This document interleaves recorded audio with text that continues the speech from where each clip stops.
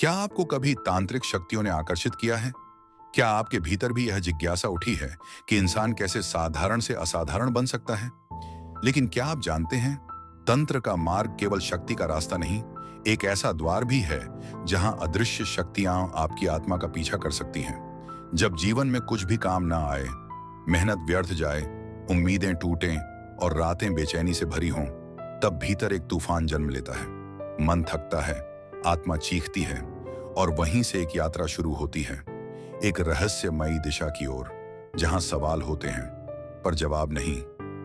कभी किसी बाबा के शब्दों में, कभी किसी पुरानी पोथी की लुप्त पंक्तियों में, या किसी परित्यक्त मंदिर की दीवार पर खुदे हुए मंत्रों में मन कहता है, क्या यही मार्ग है?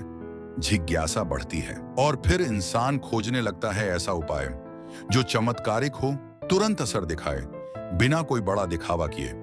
यहीं से प्रवेश होता है उस मार्ग में जिसे कहा जाता है तंत्र का अंधेरा, जहां ना सुरक्षा की गारंटी है, ना वापसी की उम्मीद। पर हां, वहां ऐसी शक्तियां हैं जो हमारी दुनिया से परे हैं। क्या आपने कभी सोचा है, एक आम व्यक्ति कैसे तांत्रिक बनता है? कैसे एक जिज्ञासु साधक शक्तियों के दलदल में फंस सकता है? यही वीडियो इस रहस्य को खोलेगा। शुरुआत बड़ी मासूम लगती है। इंटरनेट से कोई मंत्र लिया, किसी वीडियो से किसी बाबा का उपाय अपनाया, लाल धागा, नींबू, अगरबत्ती और रोज एक ही मंत्र का जाप। पर दिन बीतते हैं, कुछ बदलता नहीं। फिर आता है संशय, क्या यह सब झूठ है? लेकिन सच्चाई यह है कि तंत्र केवल शब्दों से नहीं जागता, उसके पीछे होती है ऊर्जा, विधि और अनुमति। जो साधक बिना मार्गदर्शन, बिना सुरक्षा, केवल जिज्ञासा या स्वार्थ से मंत्र जाप करते हैं, वे अनजाने में अपने अंदर के द्वार खोल देते हैं उन शक्तियों के लिए जो अदृश्य हैं, क्रूर हैं और केवल एक चीज की भूखी हैं, आध्यात्मिक ऊर्जा। प्रेत, जिन, राक्षस, इनका भी अपना एक संसार है जहां ये जीते हैं, शासन करते हैं। और जब कोई नया साधक निषिद्ध मंत्र जपता है तो ये शक्तियां जाग जाती हैं। शुरुआत में सब अच्छा लगता है, अचानक कुछ इच्छाएं पूरी होती हैं, पैसा आता है, किस्मत साथ देने लगती है। पर यह होता है आत्मा का सौदा। आपने सुना होगा, कुछ लोग रातों रात कैसे अमीर हो जाते हैं, कैसे उन्हें वह मिल जाता है जिसकी लोग वर्षों तपस्या करते हैं।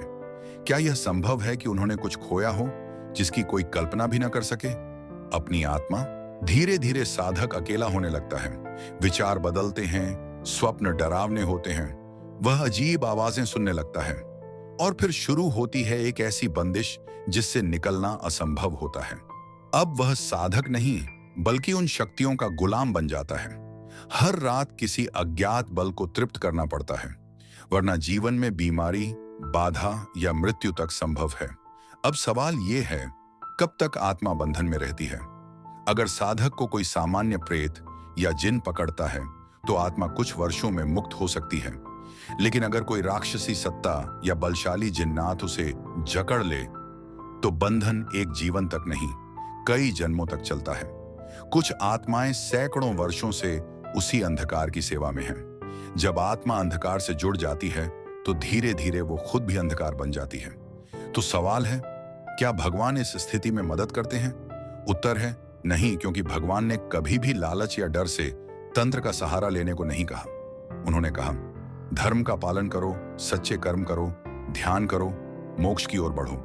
भक्ति का फल धीरे आता है पर उसका असर अमर होता है। जबकि तंत्र का अंधकार तात्कालिक सुख देता है पर कीमत होती है आपकी आत्मा की स्वतंत्रता। लेकिन हर साधक जो इस रास्ते पर चलता है भटकता नहीं, कुछ बच जाते हैं। कैसे? सच्चे गुरु के मार्गदर्शन से। गुरु केवल मंत्र नहीं देते, वो उसकी ऊर्जा का संक्रमण करते हैं दीक्षा द्वारा। गुरु साधक के चारों ओर एक ऊर्जा कवच बनाते हैं जो नकारात्मक शक्तियों से रक्षा करता है। पर क्या हर गुरु सच्चा होता है? नहीं, कुछ स्वार्थी गुरु अंधकार में खुद फंसे होते हैं और दूसरों को भी उसी गहराई में घसीटते हैं। उनकी दीक्षा भी होती है पर उसका परिणाम होता है बांधना, नहीं मुक्त करना। अब असली सवाल, कैसे पहचाने एक सच्चे गुरु को? कैसे चले उस पथ पर जो ईश्वर तक पहुंचाता है, ना कि किसी शक्ति के दासत्व में ले जाता है? अगर आप यह सब जानना चाहते हैं तो पार्ट 2 का इंतजार करें। कमेंट में लिखिए पार्ट 2 चाहिए, ताकि हम इस रहस्यमय यात्रा को आगे बढ़ा सकें। और याद रखिए, सत्य कठिन होता है, लेकिन अत्यंत आवश्यक। अगर यह वीडियो आपको ज्ञानवर्धक लगा हो तो इसे लाइक, शेयर करें और चैनल को सब्सक्राइब करें। आपका साथ ही हमें और गहरी, शोधपूर्ण कहानियां बनाने की प्रेरणा देता है। जय श्री नारायण। हर हर महादेव।